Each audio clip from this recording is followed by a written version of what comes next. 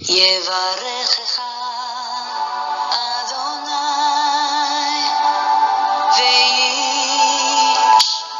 וישמרך. 예바레크카 아도나이 베이시메레카. 사랑하는 성도 여러분, 오늘 하루도 전지전능하신 임마누엘의 하나님께서 여러분에게 복을 주시고 여러분을 안전하게 지켜주시기를 축복합니다. 아멘. 할렐루야. 오늘도 어김없이 우리 코에 생명의 새 호흡을 불어넣어 주시고 새 힘을 주셔서 오늘 하루를 살게 하시는 창조주 하나님, 우리의 아버지 여호와를 송축합니다. 우리의 구원자이신 예수 그리스도, 그 생명의 이름, 구원의 이름, 존귀하신 그 이름을 찬양합니다. 오늘도 우리 안에서 역사하시는 성령님의 그 끊임없는 손길을 찬양합니다. 아름다운 예수 그리스도의 형상으로 우리를 온전히 빚으시는 그 순간까지 끊임없이 역사하시는 그 사랑과 은혜를 찬양합니다. 오늘 1일 8구 성경 장별 강의 322번째 시간입니다. 오늘은 열왕기하 9장 말씀을 함께 공부하도록 하겠습니다. 오늘 제목의 말씀은 아합 왕조를 몰락시키는 예후라는 제목입니다. 그동안 이 엘리야와 또 엘리사 선지자를 통하여 이 두 선지자들의 사역 기간 내내 하나님께서는 이 패역한 아합 왕가에 대한 그들에게 임할 임박한 심판을 경고하여 오셨습니다. 하지만 이들은 회개하기는커녕 이 남유다마저도 바알 숭배와 제약에 빠지도록 유혹하는 등의 극에 달한 범죄를 계속해서 저질러 왔습니다. 그래야 하나님은 이제 때가 차서 예후를 아합 왕가에 대한 심판의 도구로 이제 사용하십니다. 이로써 아합 왕가는 완전히 진멸되고 이제 맙니다. 범죄에 대한 하나님의 심판이 이제는 극명하게 나타나면서 하나님의 공의가 다시 한번 이 이스라엘 백성들 가운데 실현되는 그 순간을 우리는 오늘 보게 됩니다. 오늘 열왕기하 9장의 배경이 되는 왕들은 이렇습니다. 남쪽 유다의 왕은 6대 왕이었던 아하시아가 통치를 하고 있었고요. 이제 예후에 의해서 멸망을 당하는 이 오므리가 이제 아합가라고도 하죠. 그 마지막 이 아합가의 마지막 왕이 오늘 이제 멸망을 당하게 되는 요람 또는 여호람이라고도 하는데요. 총 우리가 이미 공부했던 바와 같이 북쪽 이스라엘은 왕조가 9개가 있습니다.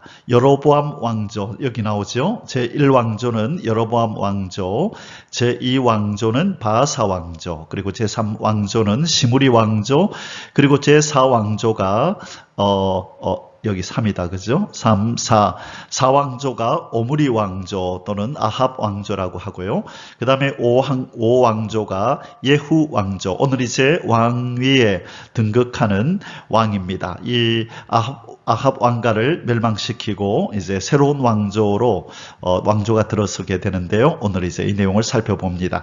그리고 제6왕조가 이 살룸 왕조고요. 그 다음에 무나헴 왕조, 그 다음에 베가 왕조, 그 다음에 호세아 왕조, 이렇게 9개의 왕조가 서로 죽고 죽이는 이런 어떤 피 튀기는 이런 어떤 반역의 역사 속에서 왕조가 9번이나 이렇게 변하게 됩니다. 그러나 반면에 남유다는 다윗의 왕조가 쭉 이어져서 끝까지 가게 되는 것을 보게 됩니다. 자, 그래서 이제 오늘 제4왕조, 오므리 왕조 또는 아합 왕조라 부르는 이 왕조가 이제 끝을 맺게 되는 그 장면을 우리가 보게 됩니다.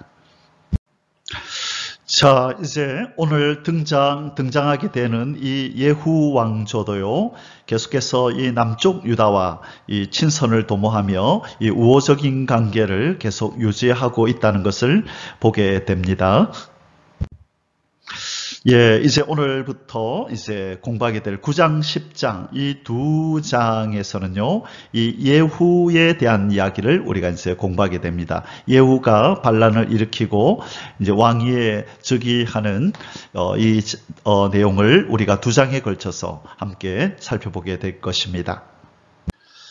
자, 도표에서 보시는 바와 같이 9장은 북왕국을 배경으로 일어나는 사건을 다루고 있습니다. 구체적인 소주제들은 뒤에 가서 우리가 다루도록 하겠습니다.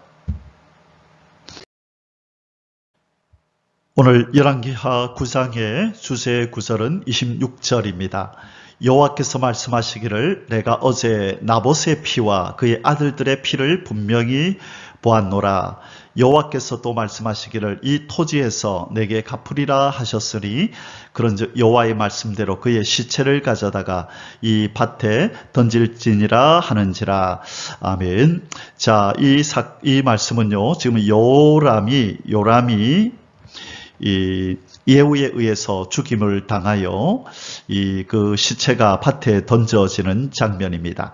바로 이 요람 왕의 죽음은 하나님께서 이 아합과 이세벨이 악행을 저질렀었죠. 죄 없는 누구를 죽였나요? 나봇의 포도원을 빼앗기 위해서 이 아합과 이세벨 이 왕후가 작당을 하여서 거짓 증인들을 세워서 나봇을 죽였습니다. 무고한 피를 흘려 그렇게 개가 그 피를 핥게 했었죠. 그래서 그때 엘리야 선지자가 예언하기를 이 아합과 이세벨 그리고 그의 후손들의 피도 이렇게 개가 핥게 될 거라는 그 예언을 하였는데 하나님께서 이제 그의 후손에게 먼저 그 예언이 성취되게 하시고 이제 곧 그 뒷부분에 보면요, 이제 이세벨도 이 엘리야의 예언대로 그가 죽임을 당하여서 걔가 그 피를 핥는 일이 나타나게 됩니다. 하나님께서 열왕기하 9장을 통하여 반드시 하나님의 그 예언은 성취가 되는데 그것이 복을 명한 성취이든 심판을 명한 복을 명한 예언이든 또 심판을 명한 예언이든 하나님의 예언, 하나님의 입에서 나가는 모든 말씀은 반드시 성취된다는 것을 우리에게 보여줍니다. 민수기 23장 19절에 하나님의 말씀은 하나님은 인생이 아니시니 시건치 않으시고 인자가 아니시니 후회가 없으시도다. 어찌 그 말씀하신 바를 행치 않으시며 하신 말씀을 실행치 않으시랴라는 그 구절이 있죠. 자, 그리고 이사야서 이 55장 8절에서 10절에 보면 하늘에서 비와 눈이 내리면 그것이 헛된 대로 사라지지 않고 이 나무의 뿌리로 들어가서 그 나무가 싹이 나고 잎이 나고 열매를 맺게 되듯이 하나님의 입에서 나온 모든 말씀도 반드시 그 결과를 초래하여 열매를 맺게 된다라는 말씀이 있습니다. 이처럼 우리가 한 장 한 장 공부할 때마다 여호와 하나님, 약속의 신실한 이 언약의 하나님의 모습을 계속해서 보게 됩니다. 그래서 하나님의 자녀된 우리에게 하나님께서 무엇이라고 말씀하시고 언약을 주셨든지 간에 반드시 이 언약, 이 말씀은 이루어진다는 확신을 우리에게 더욱더 깊이 심어줍니다. 그래서 우리가 이 1189 성경 장별 강해를 통하여 하나님 말씀을 한 장 한 장 배워갈 때마다 우리의 심령 속에 여호와 하나님을 향한 신뢰와 믿음이 더욱더 견고해지고 더욱더 커가는 은혜가 임하기를 주님의 이름으로 축복합니다. 아멘. 오늘 열왕기하 9장의 소주제들은 아래와 같습니다. 첫째, 1절부터 13절까지는요. 예후의 기름 부음 및 즉위와 아합가의 멸망 예언, 그리고 두 번째 14절에서 29절까지는요. 예후의 반역과 쿠데타를 통한 왕위 등극, 그리고 세 번째 마지막으로 30절에서 37절까지는요. 예후의 반역을 통한 아합의 처, 이세벨의 죽음의 예언 성취. 자, 오늘 이 내용들을 통하여서 하나님이 얼마나 신실하신지, 그분의 입술을 통하여 말씀하신 예언이 어떻게 신실하게 이루어지는지, 그리고 악한 일을 행한 자가 어떻게 종국에는 심판을 받게 되는지를 우리가 자세히 살펴보겠습니다.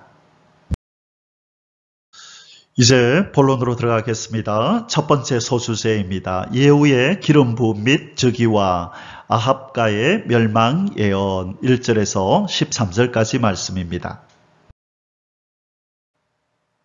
1번 예후에게 왕으로 기름을 붓기 위한 엘리사의 제자 파견 1절에서 3절입니다. 선지자 엘리사가 선지자의 제자 중 하나를 불러 이르되 너는 허리를 동이고 이 기름병을 손에 가지고 길랏 라모스로 가라. 거기에 이르거든 님시의 손자 요사밧의 아들 예후를 찾아 들어가서 그의 형제 중에서 일어나게 하고 그를 데리고 골방으로 들어가 기름병을 가지고 그의 머리에 부으며 이르기를 여호와의 말씀이 내가 네게 기름을 부어 이스라엘 왕으로 삼노라 하셨느니라 하고 곧 문을 열고 도망하되 지체하지 말지니라 하니. 일전에 엘리야가 아합과 이세벨에게 쫓겨 도망을 쳐서 호렙산에 이르렀을 때 하나님께서 이 엘리야 선지자에게 하신 명령이었습니다. 그런데 그 명령을 그의 제자였던 엘리사가 이제 또 그의 제자인 한 사람을 불러서 이제 하나님께서 엘리야 선지자에게 명령하셨던 것을 이제는 이행하고 실행하는 장면이 오늘 이 본문에 나타납니다. 곧 예후에게 기름을 부어 왕으로 삼으라는 하나님의 명령이었었죠. 그런데 이제 그 명령이 그의 제자인 엘리사에게 주어졌고 이제 그가 제자를 보내서 이 일을 실행하고 있습니다. 자, 엘리사는 여호와의 명령대로 그의 생도 중 한 사람을 택하여 이스라엘의 군대 장관인 예후. 자, 이 예후의 정체는 이스라엘의 군대 장관이었었습니다. 자, 그에게 가서 이제 기름을 부으라는 명령을 한 것입니다. 이는 하나님께서 예후를 왕으로 세우셨음을 나타내는 증표입니다. 자, 그런데 오늘 이 본문에 보면 우리가 하나 살펴볼 것은 3절이네요. 자, 기름병을 가지고 그의 머리에 부으며 이것은 왕을 세우는 그런 행위이죠. 머리에 기름을 붓는 직책은 세 가지입니다. 첫째, 왕을 세울 때 기름을 붓고, 그 다음에 제사장을 세울 때 기름을 붓고, 그리고 선지자를 세울 때 기름을 붓죠.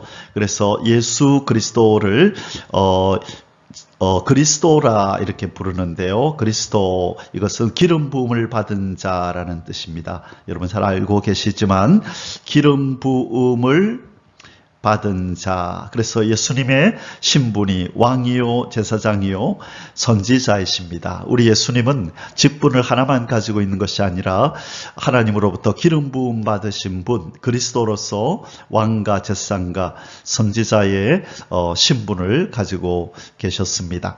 자, 여호와의 말씀이 내가 네게 기름을 부어 이스라엘 왕으로 삼노라 하셨느니라 하고 그 다음에 뭘 명령하셨죠? 뭐라고 명령했냐면 곧 문을 열고 도망하되 지체하지 말지니라. 왜 이렇게 기름 부음이 끝났으면 지체하지 말고 도망하라 그랬을까? 이게 이 이유는 우리가 두 가지로 상식적으로 생각해 볼 수 있습니다. 첫 번째로는 바로 지금 이 사실이 요람 왕에게 알려지면, 만일 요람 왕에게 알려지면 지금 큰일이 나는 거죠. 그렇죠? 만약 요람을 추종하는 무리에게 이 사실이 알려지고 또 그가 잡히게 된다면 아주 큰 일을 당하게 될 염려가 있기 때문에 빨리 도망을 치라고 얘기를 한 것이고, 두 번째 이유는 사명을 잘 감당했으면 더 이상 다른 것에 집중하지 말고 그 일을 마쳤다면 빨리 그 장소에서 이탈하라. 사명 감당하였으면 빨리 제자리로 돌아오라라는 의미가 있는 것으로 보입니다.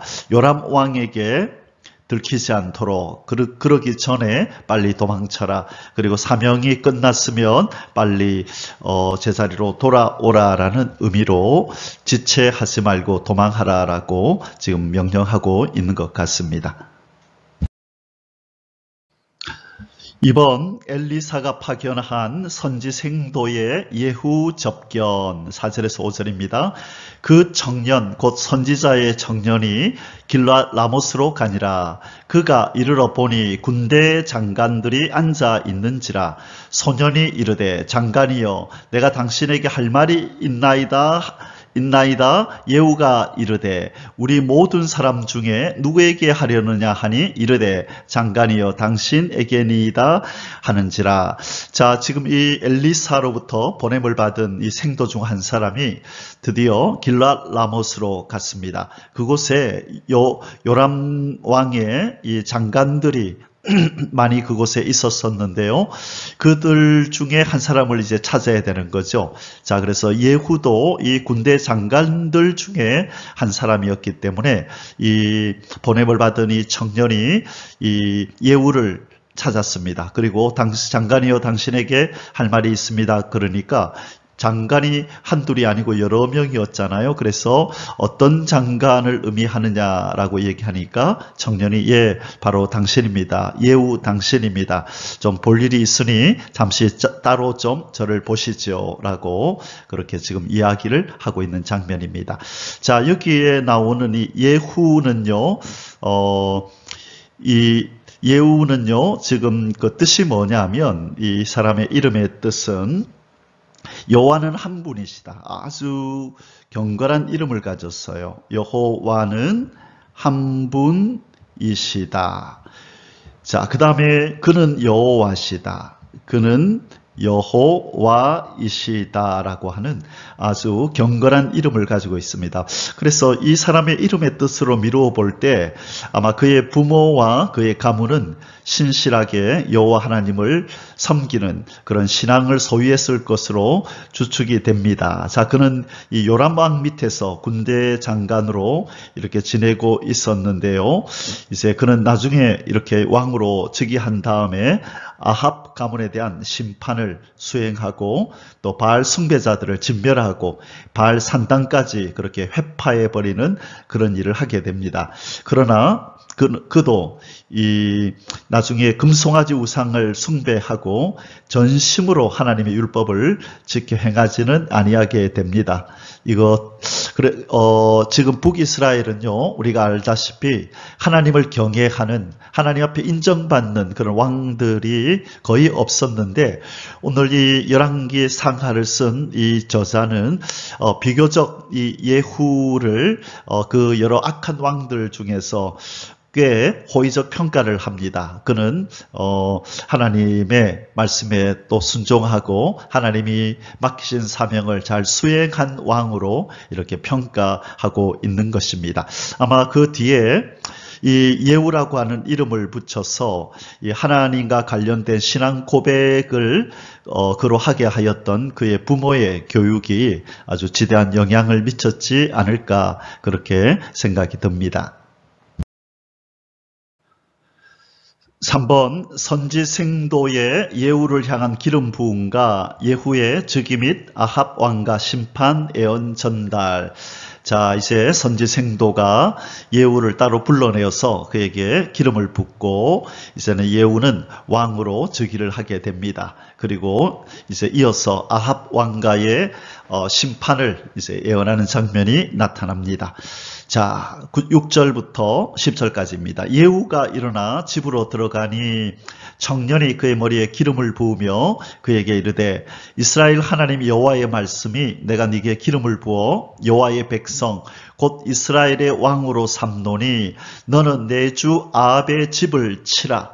내가 나의 종 곧 선지자들의 피와 여호와의 종들의 피를 이세벨에게 갚아주리라. 자, 이세벨과 아합이 어떤 악행을 범하였기 때문에 이런 심판이 임하는지 아시죠? 바로 나봇이라고 하는 사람에게서 포도원을 뺏기 위해서 거짓 증인을 거짓 증인을 세워서 이 무고한 나봇을 그렇게 죽여서 그리고 이 포도원을 빼앗았던 이 죄의 값을 하나님께서 반드시 묻겠다고 하셨는데 바로 그 일을 하나님이 지금 이 예후를 통하여 하시겠다고 전달하는 것입니다.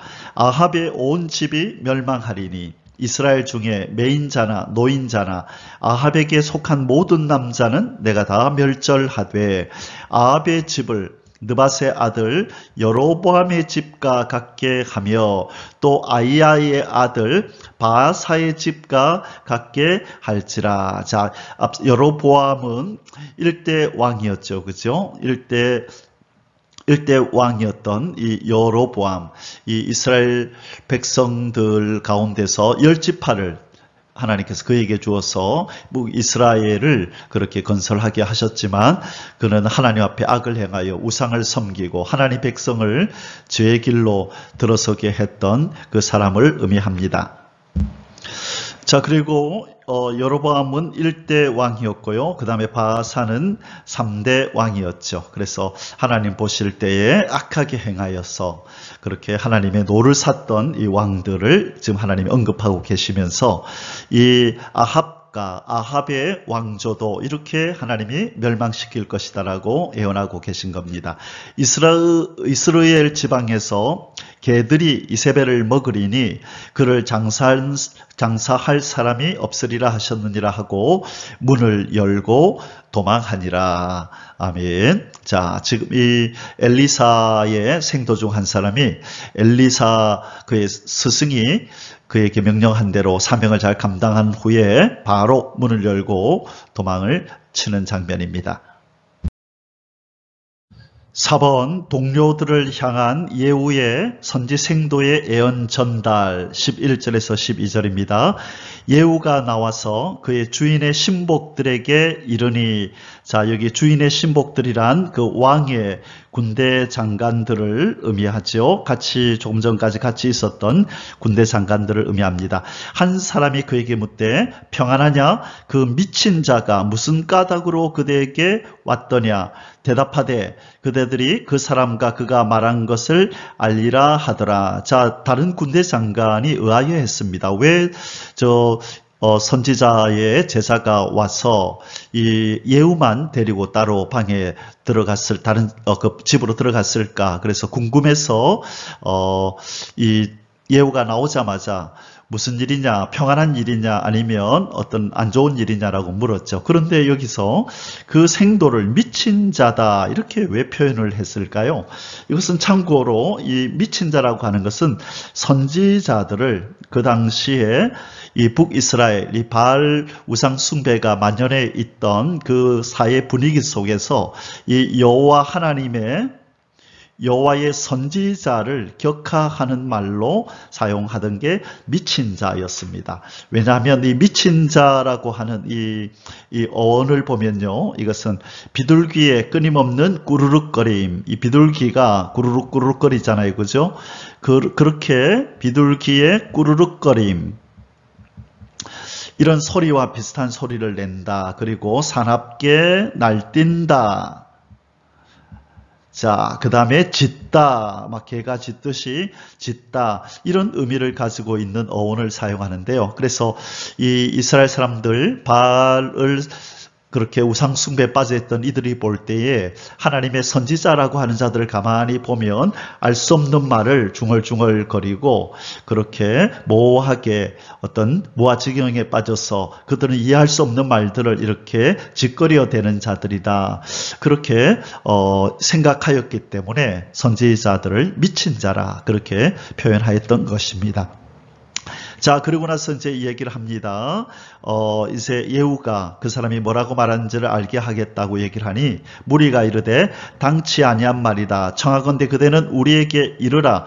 자, 나중에 알게 될 거라 그랬나 보네요. 그 11절에서 그러니까 12절에 당치 아니한 말이라 청하건대 그대는 우리에게 이르라. 지금 빨리 말하라. 그 사람이 뭐라고 하더냐 그렇게 다구쳤습니다. 그러자 대답하되 그가 이리 내게 말하여 이르기를 여호와의 말씀이 내가 네게 기름을 부어 이스라엘의 왕으로 삼는다 하셨다 하더라 하는지라. 자, 자기가 왕으로 기름 부음을 받았다라고 이제는 실토를 합니다. 그러자 이제 이 장관들의 태도가 급변하지요. 자, 이제 그들 가운데 함께 있던 장관 중에 예후라는 사람이 왕으로 기름 부음을 받았다는 이 사건은 이 주변에 있던 이 장관들에게 아주 큰, 아주 쇼킹한 그런 사건이었을 것입니다.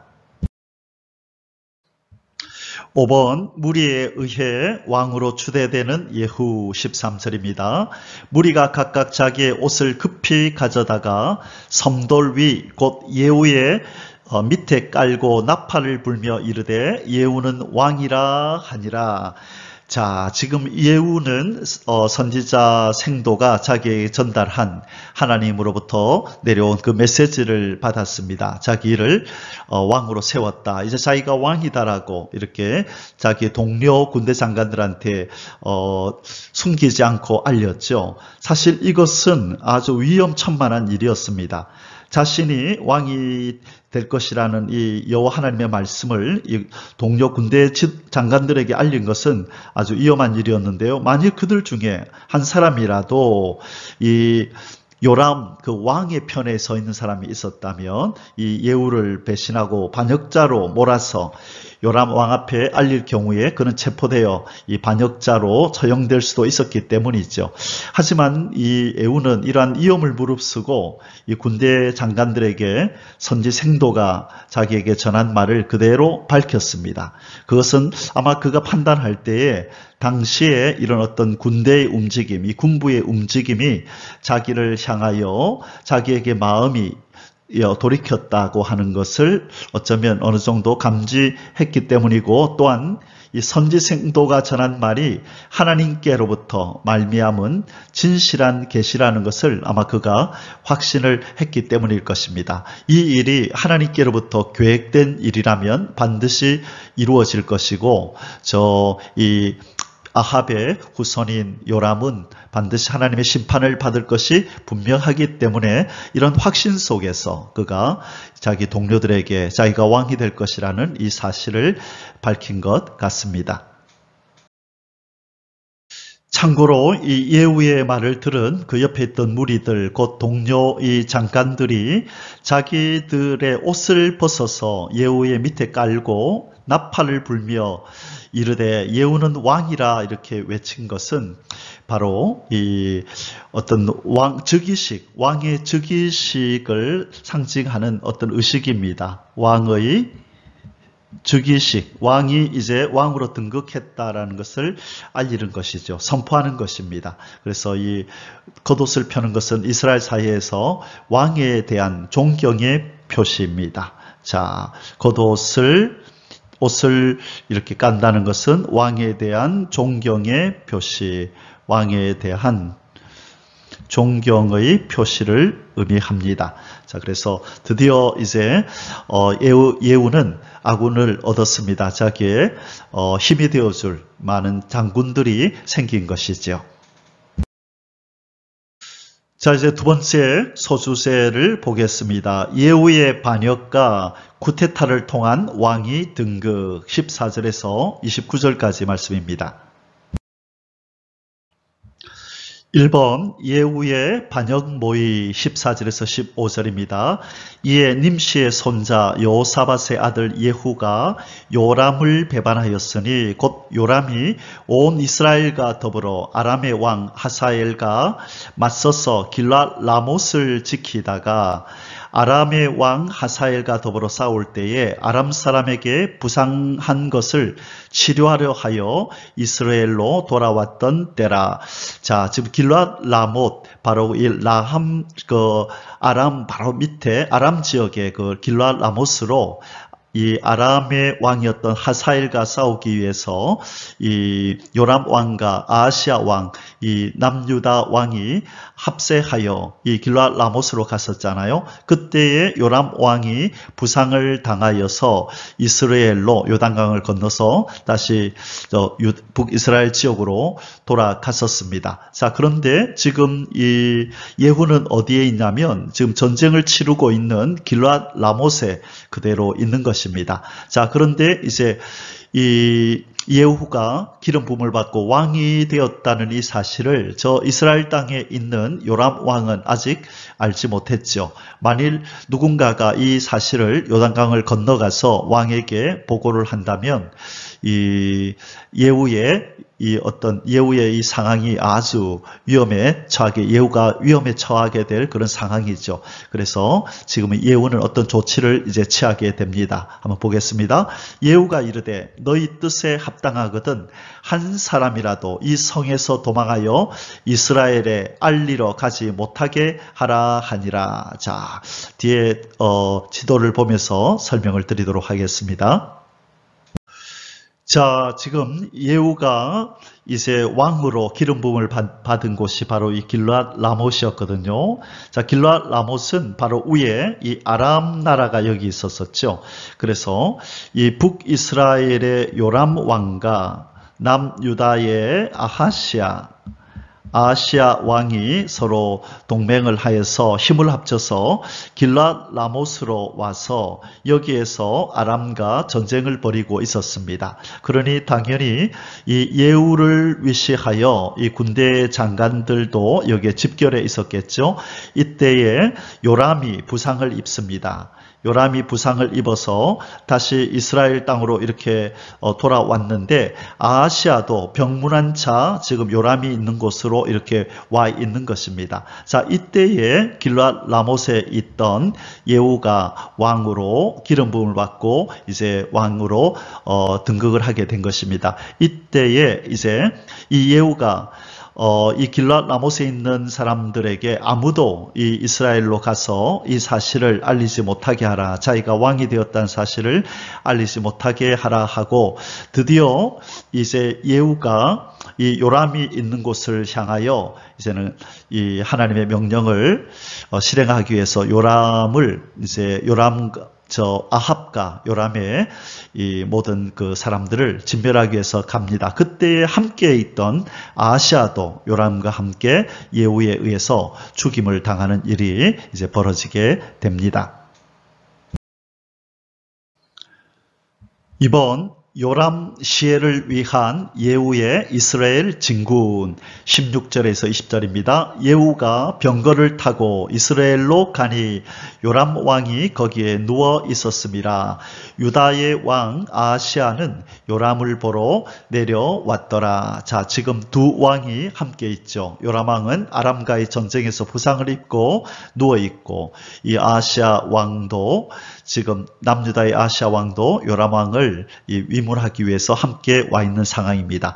이스라엘 망대에 파수꾼 하나가 서 있더니 예후의 무리가 오는 것을 보고 이르되 내가 한 무리를 보나이다 하니 요람이 이르되 한 사람을 말에 태워 보내어 맞이하여 평안하냐 묻게 하라 하는지라. 자, 지금 파수꾼이 가만히 보니까 이 예후의 무리, 이 예후가 이끄는 이 군인들이 지금 궁을 향하여 달려오는 것입니다. 그러자 요람에게 보고를 했겠죠. 예후의 무리가 오나이다 하니까 한 사람을 말에 태워서 무슨 일인지 빨리 알아보게 하라고 이 군인을 보냅니다. 한 사람이 말을 타고 가서 만나 이르되 왕의 말씀이 평안하냐 하시더이다 하며 예후가 이르되 평안이 네게 상관이 있느냐 내 뒤로 물러나라 하니라. 자, 지금 이것은 평안이 아니다. 지금 중요한 일을 행하러 가니 너도 내 편에 서라. 이제 지금 반역을 일으키고 있는 장면이죠. 그러자 눈치챈 이 군인이 그의 편에 서게 됩니다. 파수꾼이 전하여 이르되 사자가 그들에게 갔으나 돌아오지 아니하나이다 하는지라 하니. 자, 지금 이제 파수꾼을 보냈는데 한 사람을 보냈는데 소식이 없으니 요람이 궁금했겠죠. 그래서 그를 보낸 사람에게 물으니까 예, 보내기는 보냈는데 돌아오지를 않습니다라고 이렇게 보고를 하였습니다. 점점 이 요람은 아마 마음이 불안해졌을 것입니다. 그래서 또 한 명의 또 정탐꾼을 다시 보내게 됩니다. 19절 20절 계속 읽겠습니다. 다시 한 사람을 마을에 태워 보내었더니 그들에게 가서 이르되 왕의 말씀이 평안하냐 하시더이다 하매 예후가 이르되 평안이 네게 상관이 있느냐 내 뒤를 따르라 하더라. 파수꾼이 또 전하여 이르되 그도 그들에게까지 갔으나 돌아오지 아니하고 그 병거 모는 것이 님시의 손자 예후가 모는 것 같이 미치게 모나이다 하니.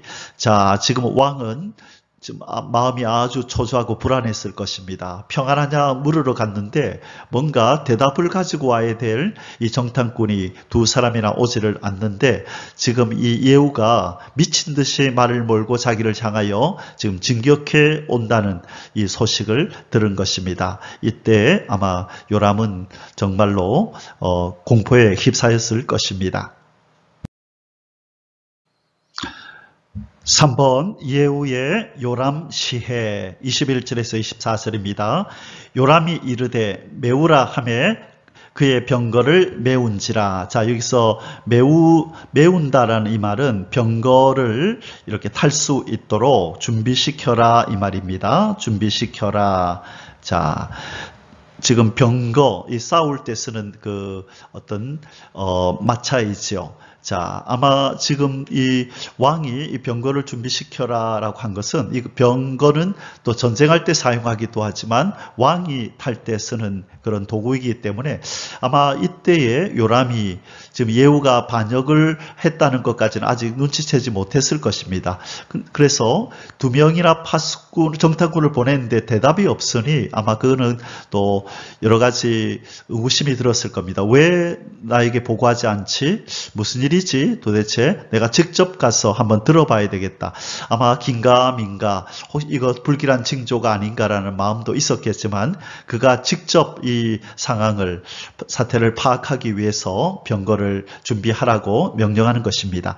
이스라엘 왕 요람과 유다 왕 아하시아가 각각 그의 병거를 타고 가서 예후를 맞을새 이스라엘 사람 나봇의 토지에서 만나매. 자, 공교롭게도 딱 만난 장소가 어디죠?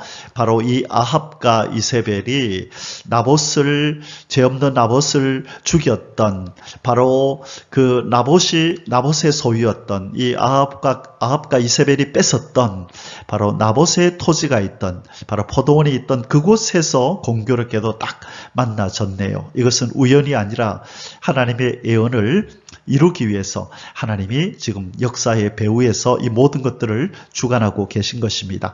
요람이 예후를 보고 이르되 예후야 평안하냐 하니 대답하되 네 어머니 이세벨의 음행과 술수가 이렇게 많으니 어찌 평안이 있으랴 하더라. 자, 예상치 못한 답변을 들었습니다. 너의 어머니 이세벨의 음행과 술수가 이 이세벨 이 우상을 바알 우상을 이스라엘 땅에 이렇게 만연하게 퍼뜨렸던 그 이세벨을 언급하는 이 말을 듣고 깜짝 놀랐죠. 요람이 이것은 반역이다. 이 심상치 않다라고 이제 간파해 낸 것입니다. 요람이 곧 손을 돌이켜 도망하여 아하시아에게 이르되 아하시아여 반역이로다 하니 예후가 힘을 다하여 활을 당겨 요람의 두 팔 사이를 쏘니 화살이 그의 염통을 꿰뚫고 나오매 그가 병거 가운데서 엎드러진지라. 자, 드디어 이 요람 왕이 예후에 의해서 죽임을 당하였는데 마침 나봇의 토지에서 지금 이런 일이 벌어졌습니다. 하나님의 예언이 그대로 성취되고 있는 장면입니다. 자, 이 하나님의 심판은 이렇게 아주 엄중하고도 분명하게 때가 차면 이루어진다는 것을 오늘 우리에게 말씀합니다. 하나님께서 이 하나님을 배반하고 떠난 인생들을 향하여 히브리서 9장 27절 28절에 보면 이런 말씀이 있죠. 한 번 죽는 것은 사람에게 정하신 것이요 그 후에는 심판이 있으리니. 27절이 그 말씀이 있다 그죠? 한 번 죽는 것은 사람에게 정하신 것인데 그 후에는 반드시 심판이 있을 것이다. 오늘날 이 땅에 사는 인생들이 미처 깨닫지 못하고 그들이 생각지도 않고 살아가는 것이 바로 이것입니다. 그들의 생애 끝에 심판자로부터 창조주로부터 그를 배반하고 떠난 인간을 심판하는 이 심판이 기다리고 있다는 것을 그들은 모르는 것입니다. 하나님께서는 분명히 말씀하셨습니다. 이 죄의 싹은 사망이라고 하는 것을 분명히 말씀하셨기 때문에 이들이 이제 이 땅을 떠나고 심판자 앞에 서게 될 때 그 죄값으로 심판을 받고 영원한 지옥의 형벌을 받게 되는 것입니다. 하나님의 이 예언, 하나님의 심판 경고는 엄중하게 때가 차면 이루어지고 성취된다는 것을 우리는 기억하고 이 하나님을 우리는 경외하면서 하나님의 법에 순종하며 살아가는 복된 하나님의 백성이 되어야 될 줄 믿습니다. 아멘.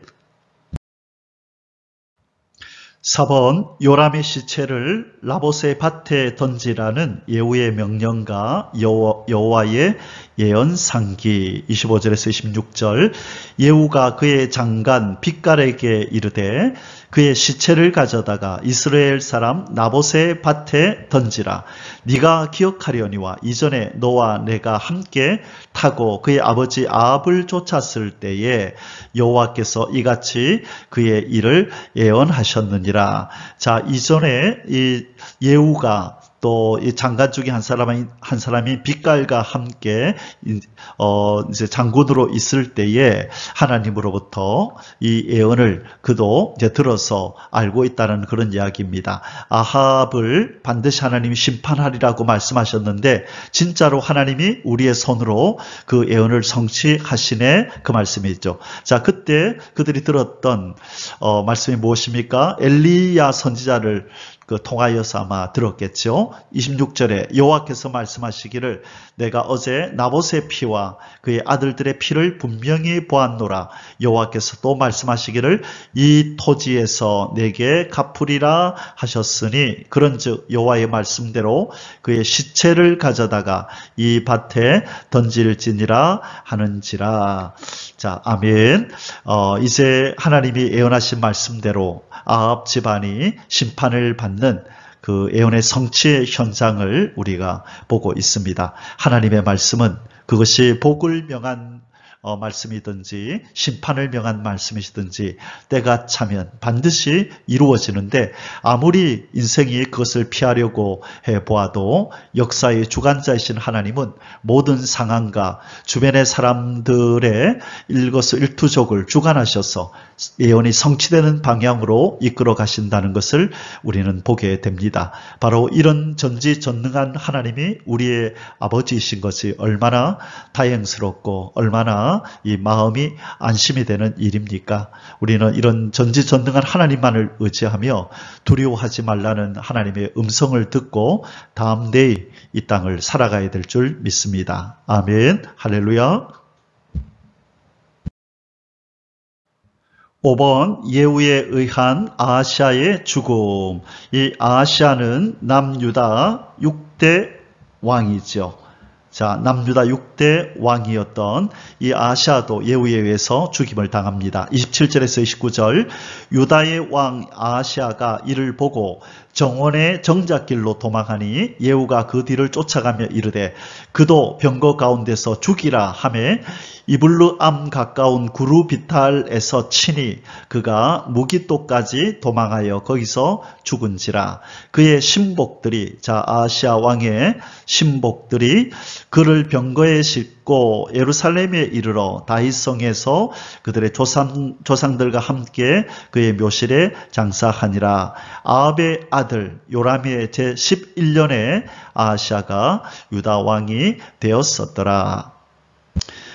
자, 이 아하시아 왕은 이 하나님을 멀리하고 이 악한 아합가와 동맹한 죄의 결과로 이런 비참한 죽음을 당하는 심판을 맞이하게 된 것입니다.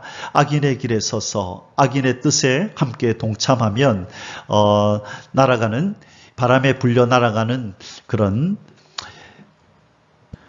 바람이 불면 날아가 버린 겨와 같이 그 인생은 허무하게 허망하게 그렇게 사라지고 만다는 것을 오늘 본문을 통해서 이 아하시아 왕을 통해서 또한 하나님께서 우리에게 말씀해 주십니다. 자, 아하시아 왕이 도망쳐서 죽었던 지역 무깃도라고 하는 곳이 바로 이곳입니다. 이 갈멜산 옆에 있고요. 그 다음에 지금 옆에 요단 갈릴리 호수가 여기 있고 이 오른쪽 왼쪽 편에 이 지역이 바로 무깃도입니다. 자, 이제 마지막 주제인 세 번째 주제입니다. 예후의 반역을 통한 아합의 처 이세벨의 죽음의 예언성취. 드디어 이 악한 왕후였던 이세벨이 이제 죽임을 당합니다. 아합의 처였던 이 이세벨을 하나님께서 그 예언하신 대로 지금 이제 처형하는 죽이는 장면이 나타납니다. 이 예후의 칼날이 지금 이제 요람과 북이스라엘의 왕이었던 요람 그리고 남유다의 왕이었던 아하시아를 그렇게 쳤을 뿐만 아니라 이 계속되는 이 예후의 칼날은 이 아합의 아내였던 이세벨과 그리고 사마리아에 있는 이 70명의 요 아합의 왕자들, 이 아합가의 모든 이 왕자들도 다 진멸을 합니다. 그리고 아합의 측근들도 그리고 유다의 이 왕족들도 이제는 이 예후의 칼을 통하여 하나님께서 심판하시는 장면이 나타납니다. 북이스라엘뿐만 아니라 남유다, 이 북이스라엘 악한 아합가와 이렇게 연합하여 하나님의 땅을 이 바알 우상으로 그렇게 더럽힌 이 왕들 그리고 또 그와 관련된 가족들을 하나님께서 예후의 칼을 빌어서 이렇게 심판하는 장면을 보게 됩니다. 1번 두 레시에 의한 이세벨의 처참한 죽음 30절에서 33절입니다. 예후가 이스라엘에 오니 이세벨이 듣고 눈을 그리고 머리를 꾸미고 창에서 바라보다가 예후가 문에 들어오매 이르되 주인을 죽인 너 시므리여 평안하냐 하니 자 지금 이 예후가 이 이세벨이 있는 곳으로 이제 온다는 것을 이세벨이 알았습니다. 그런데 그 앞에서 갑자기 이상한 행동을 하네요. 눈을 그리고 머리를 꾸미고 창에서 바라보았다. 하장을 했다. 몸단장을 했다는 것입니다. 지금 자신의 죽음을 애감을 했는지 이 예후 앞에 그렇게 흐트러진 모습이 아니라 단장된 모습을 보이려고 아주 이렇게 뭐랄까요? 자신이 건재하다는 것을 보이기 위함이듯이 이런 식으로 행동을 하고 있는 것입니다. 자, 그리고 나서 뭐라고 얘기를 하죠? 예후가 문에 들어오매 주인을 죽인 너 시므리여. 여러분 시므리가 누군지 아시죠? 시므리는 이 엘라 왕을 죽였던 북이스라엘의 이 엘라 왕을 그 4대 왕이었었는데요. 4대 왕 엘라 왕을 죽이고 왕이 되어서 일주일 동안 왕이 되었던 그 사람이 바로 시므리입니다. 엘라를 죽이고 일주일 동안 왕노릇하다가 그도 결국은 어려움을 당했던, 그도 죽임을 당했던 바로 그 사람이 바로 시므리인데 그 시므리의 이름을 거명하면서 지금 아주 경멸에 찬 조소를 이 예후에게 보내고 있습니다. 회개하기는커녕 오히려 지금 예후를 조롱하고 비웃고 있는 것입니다. 예후가 얼굴을 들어 창을 향하고 이르되 내 편이 될 자가 누구냐 하니 두어 내시가 예후를 내다보는지라. 자, 누가 내 편이 될 거냐? 빨리 항복하고 내 편이 되라 이 말이죠. 그때 두어 내시가 예후를 쳐다보았는데요. 이르되 그를 내려 던지라 하니 내려 던짐에 그의 피가 담과 말에게 튀더라. 예후가 그의 시체를 밟으니라. 자, 지금 이 시체를 밟았다고 하는 것은요, 아마 이 떨어져서 죽은 이 시체를 아마 그냥 밟은 것이 아니라 그의 말과 전차로 아마 짓밟았을 것입니다. 그래야 뒷부분에 나오는 그 성경 구절이 이해가 됩니다. 이 단지 몇 층 안 되는 곳에서 이렇게 떨어뜨렸는데 이제 다 마디마디가 다 이렇게 잘려나가고 그렇게 찢겨져 나갔다는 것은 이해가 안 되죠. 그래서 이렇게 창에서 던져진 이 이세벨의 몸을 예후가 말과 전차로 짓밟아서 그 살을 갈기갈기 찢어 놓은 그런 상태가 된 것입니다. 자, 그런데 예후가 해서는 안 되는 행동을 합니다. 이 엘리야의 예언을 망각하고 그 시체를 장사하도록 시키는 장면이 나옵니다. 자, 계속 뒤를 이어서 보겠습니다.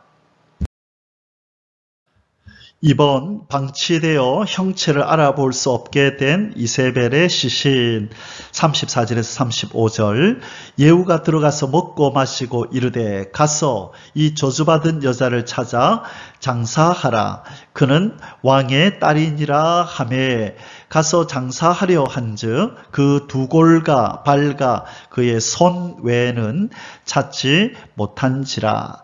자, 앞선 구절에서 이 예후가 이 여인을 밟았다 그랬죠. 그래서 말과 병거로 밟아서 그렇게 죽어 있는 이 시신을 아마 들개들이 하나님의 예언대로 들개들이 이 시체를 뜯어 먹어서 그렇게 토막토막 난 것으로 우리가 추측할 수 있습니다. 그런데 하나님께서 이 여인은 장사 지내지 못하게 하는 것이 하나님의 예언이었죠. 어디서 하나님께서 그렇게 예언하셨나요? 왕상, 열왕기상 21장 21절에서 24절에 보면 하나님께서 엘리야를 통하여 이렇게 예언을 하십니다. 여호와의 말씀이 내가 재앙을 너에게 내려 너를 쓸어버리되 너에게 속한 남자는 이스라엘 가운데에 매인자나 노인자를 다 멸할 것이요 또 너의 집이 느밧의 아들 여로보암의 집처럼 되게 하고 아히야의 아들 바아사의 집처럼 되게 하리니 이는 네가 나를 노하게 하고 이스라엘이 범죄하게 한 까닭이니라 하셨고 이세벨에게 대하여도 여호와께서 말씀하여 이르시되 개들이 이스라엘 성읍 곁에서 이세벨을 먹을지라. 아합에게 속한 자로서 성읍에서 죽은 자는 개들이 먹고 들에서 죽은 자는 공중의 새가 먹으리라고 하셨느니라 하니. 자, 여기 어디에도 장사를 지내게 될 거라는 얘기는 없습니다. 개가 먹고 새가 먹을 것이다. 그렇게 예언이 되어 있는데 이 예후는 바로 이 여자를 장사하라. 그가 왕의 딸이기 때문에 예후하는 차원에서 그렇게 지금 명령을 하고 있습니다. 그러나 이것은 하나님의 명령을 제대로 이해하지 못한 것이죠.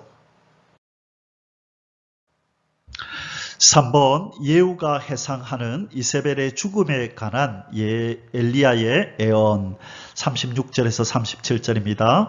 돌아와서 전하니 예후가 이르되 이는 여호와께서 그 종 디셉 사람 엘리야를 통하여 말씀하신 바라. 이르시기를 이스라엘 토지에서 개들이 이세벨의 살을 먹을지라. 그 시체가 이스라엘 토지에서 거름같이 밭에 있으리니 이것이 이세벨이라고 가리켜 말하지 못하게 되리라고 하셨느니라 하였더라. 아멘. 자, 지금 마지막으로 지금 이 예후가 말하고 있는 이 내용은 우리가 앞서 살펴보았던 이 열왕기상 왕상 21절에서 24절 부분에는 하나님께서 엘리야를 통하여 이런 말씀까지는 하지 않으셨어요.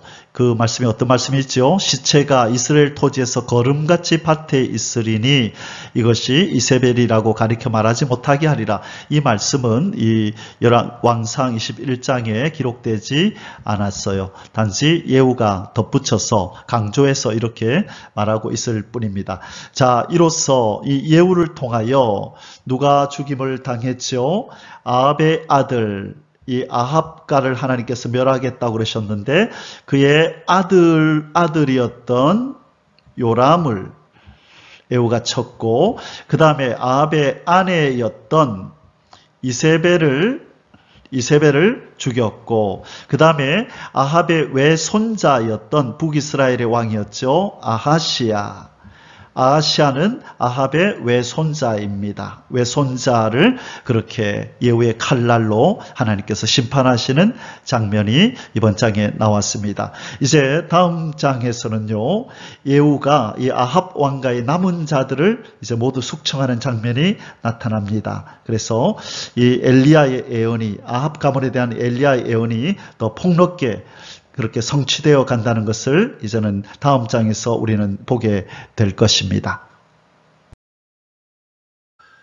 사랑하는 성도 여러분, 이제 오늘 열왕기하 9장의 결론을 내릴 시간입니다. 오늘 결론은 죄의 싹슨 사망이요라는 제목입니다.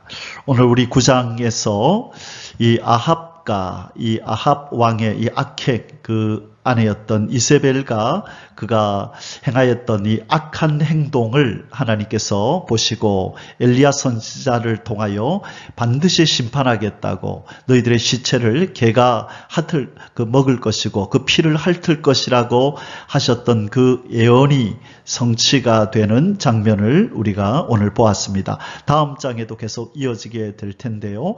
이 죄의 싹슨 반드시 사망을 부르고 하나님께서 반드시 그에게 심판을 행한다는 것을 오늘 우리는 보게 됩니다. 자, 로마서 6장 23절에 죄의 싹슨 사망이요 라고 말씀하셨고, 히브리서 9장 27절에 한번 죽는 것은 사람에게 정하신 것이요 그 후에는 심판이 있을 것이다. 사망, 심판의 결과 사망이 올 것이라고 말씀했는데, 우리 모두는 아담과 하와의 후손으로서 다 죄인이고 이제 사망을 기다리고 있는 자들입니다. 죄와 허물로 죽었던 우리, 이제 영원한 지옥의 형벌을 기다리고 있던 우리에게 하나님께서는 예수 그리스도라고 하는 보배로운 분을 보내셔서 우리로 영생을 얻게 하셨습니다. 요한복음 5장 24절에 내가 진실로 너희에게 이르노니 내 말을 듣고 또 나 보내신 이를 믿는 자는 영생을 얻었고 심판에 이르지 아니하나니 사망에서 생명으로 옮겼느니라. 아멘. 하마터면 우리도 영원한 심판을 받아 영원한 지옥 속에서, 그 사망 속에서 살 뻔했던 우리를 예수 그리스도의 보배로운 피로 하나님께서 우리를 건져주셨습니다. 사망에서 생명으로 옮겨주신 우리 하나님 앞에 감사하며 찬양합시다. 우리를 위하여 하늘의 영광 버리시고 이 땅에 오셔서 고난당하시고 십자가에서 살찢고 피 흘려 죽어주시고 3일 만에 부활하셔서 우리의 구원을 이루어주신 예수 그리스도를 찬양합시다. 우리 속에서 이 구원의 놀라운 소식이 믿어지고 깨달아지도록 역사해 주신 성령님, 예수 그리스도를 영접하여 그 생명을 우리로 들어오게 하신 그 성령 하나님의 놀라운 역사를 찬양하며 오늘 하루를 지내기를 주님의 이름으로 축복합니다. 아멘. 할렐루야. יברך